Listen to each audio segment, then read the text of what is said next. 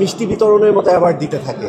এই ধরনের অ্যাওয়ার্ড বিক্রি করে আসলে এই অনুষ্ঠানগুলো আসলে শুধু শুধু অনুষ্ঠান করার পরও বদনামটাই নিয়ে চলতে হয়। মানুষ ভাবছে যে আমিও কি টাকা দিয়ে কিনেছি কিনা। সো এই বিষয়গুলো তখন অ্যাওয়ার্ড দিতে ইচ্ছে করে না, সত্যি কথা যেটা। নোংরা কালচারটাকে প্রেজেন্ট করছে। আমার মনে হয় এই ব্যাপারগুলো অর্গানাইজারদের খুব শক্ত হাতে এখন দেখার সময় হয়ে এসেছে। আমার কাছে মনে হয় যে প্রোগ্রামগুলো আরেকটু নীতিমালার মধ্যে আসুক, সবাই একটু আরেকটু সুষ্ঠুভাবে, আরেকটু সাংগঠনিকভাবে বা আরেকটু সবাই মিলে জিনিসটাকে প্রপার ওয়েতে করুক। প্রয়োজনে অনুষ্ঠান কম হোক, আয়োজন কম হোক, কিন্তু ভালো কিছু হোক এবং প্রপার জায়গায় প্রপার অরিজিনাল গুণী, মানে আমাকে বা আমাদেরকেই দিতে হবে এমন কোনো কথা নেই। যারা প্রপার গুণী, যারা আসলে আমাদের ইন্ডাস্ট্রিকে, আমাদের দেশকে, আমাদের সোসাইটিকে বা আমাদের কালচারকে যারা সমৃদ্ধ করেছে, তারা যেই সেক্টরের হোক না কেন, তাদেরকে সম্মাননা দেওয়া হোক, অ্যাওয়ার্ড দেওয়া হোক, তাদের গুণের কদর করা হোক। আমি এটাই প্রত্যাশা করি। আমি না পেলেও আমার খুব একটা কষ্ট থাকবে না।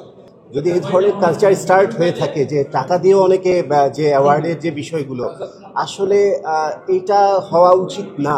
হ্যাঁ, যারা আয়োজন করে তারা আগে যেভাবে অ্যাওয়ার্ড করতো, তখনও কিন্তু স্পন্সার তারা অ্যারেঞ্জ করেই করতো। তো আমি মনে করি যে এখনও সেটাই তাদের করা উচিত।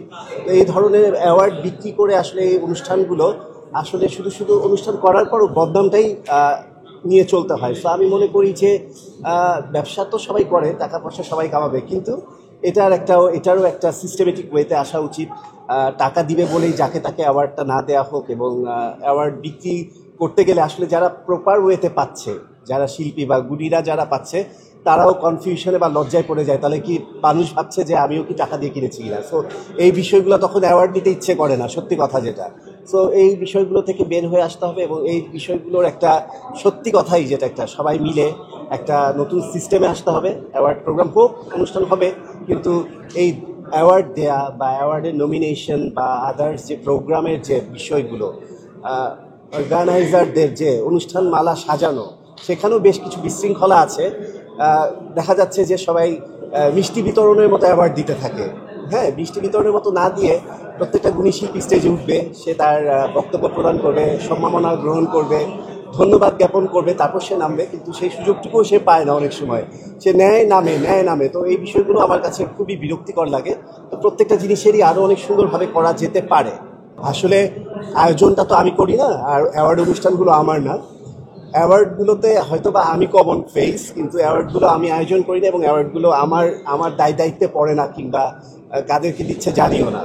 তো তারা একটা দুটো মিউজিক ভিডিও বা একটা দুটো মডেলিং করে মডেল বলছে বা নোংরা কালচারটাকে প্রেজেন্ট করছে। আমার মনে হয় এই ব্যাপারগুলো অর্গানাইজারদের খুব শক্ত হাতে এখন দেখার সময় হয়ে এসেছে। নয়তো খুব দ্রুত মানে আমাদেরকে এই অনুষ্ঠানগুলো দেখবেও যে আমরা বন্ধ হয়ে গেছে, অনুষ্ঠানগুলো কেউ করতে পারছে না। অনেক ক্ষেত্রে পাচ্ছে, অনেক ক্ষেত্রে পাচ্ছে না।